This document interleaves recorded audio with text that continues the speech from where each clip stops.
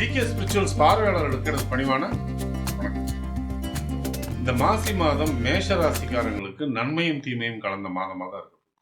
உத்தியோகஸ்தர்கள் தங்களுடைய உத்தியோகத்தில் இந்த மாதத்துடைய முன்பகுதியில் ரொம்ப சுறுசுறுப்பாக விறுவிறுப்பாக பணியாற்றுவாங்க. பின்பகுதியில் சக பணியாளர்கிட்ட பேசுறதுலையும் பணிகளை கையாளுறதுல ரொம்ப கவனமும் வேணும். என்ன காரணம்னா, 7.5 சனி துவங்க போகுது. இந்த 7.5 சனியோட துவக்கம் மார்ச் 6ஆம் தேதி துவங்குது. ஸோ இந்த மார்ச் 6ஆம் தேதியிலேருந்து உங்களுக்கு 7.5 சனி துவங்கும் போது உங்களுடைய வாக்குஸ்தானத்தை சனி பார்க்கும். இப்போ சனி பார்க்கும்போது நிச்சயமாக உங்கள் வாக்கில் கவனம் தேவை. அதனால தான் சக பணியாளர்கள்கிட்ட எச்சரிக்கையை கடைபிடிக்கணும். உங்கள் கீழே பணிபுரிகிற ஆட்கள்கிட்டையும் நீங்கள் எச்சரிக்கையை கடைபிடிக்கணும். உங்களுக்கு மேலதிகாரிகள் உங்களுக்கு நல்ல ஆதரவை கொடுப்பாங்க, அதில் எந்த குழப்பமும் வேண்டாம். ஆனால் அதே நேரம் 11ஆம் இடத்துல 6 கிரகம் வேறு, செவ்வாய், சனி, சூரியன், புதன், சுக்கிரன், ராகுன்னு மொத்தம் 6 கிரகம் ஒன்றா நிற்க போகுது. அது பிப்ரவரி 21 உங்களுக்கு அந்த ஃபாலோ அப் வரப்போகுது. ஸோ அதனால் எதிர்பாராத லாபங்களும் உண்டு. அதே சமயம் பார்த்திங்கன்னா குடும்பத்தில் சலசலப்பு, கீழே இருக்கிற தொழிலாளிகள் பிரச்சனை பண்ணுறது, அலுவலகத்தில் கழகம்னு இப்படி சில தீமைகளும் ஏற்படும். குறிப்பாக அரசு பணியாளர்களாக இருந்தால் அதிக எச்சரிக்கையை நீங்கள் கடைபிடிச்சே ஆக வேண்டிய ஒரு நேரம். சொந்த தொழில் பண்ணக்கூடியவங்களுக்கும் இதே நிலைமை தான். காரணம், விரய சனி துவங்குறது. விரய சனி துவங்கும் போது அது உங்களுடைய தனஸ்தானத்தை பார்க்கறதுனாலையும், விரயத்தில் அந்த சனி லாபாதிபதியே விரயத்தில் இருக்கிறதுனாலையும் நீங்கள் எந்த ஒரு காரியத்தையும் திட்டமிட்டு தான் செய்யணும். கவனக்குறைவு அறவே கூடாது.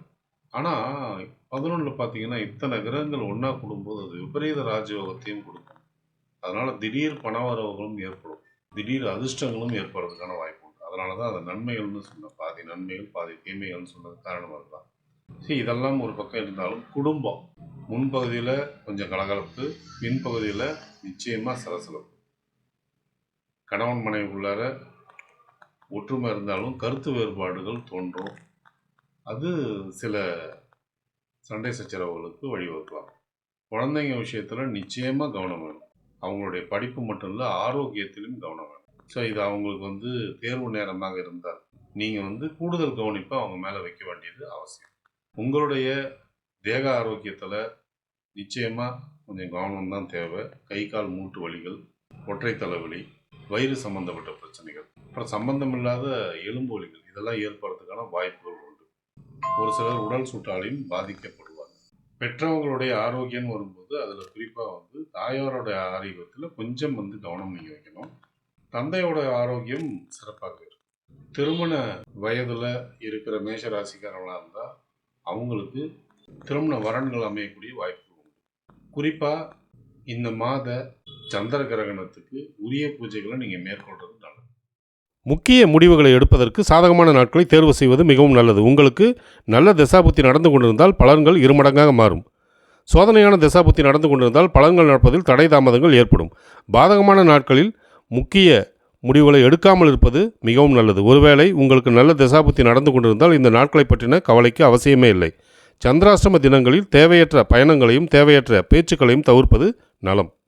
இந்த மாதம் உங்களுடைய நன்மைகளை அதிகரிச்சுக்கிறதுக்கும் உங்களுடைய தீமைகளை நீங்கள் குறைச்சிக்கிறதுக்கும் நீங்கள் வழிபட வேண்டிய தெய்வங்கள் பிள்ளையார்பட்டி விநாயகர், நாமக்கல் ஆஞ்சநேயர், புவனேஸ்வரி அம்மா.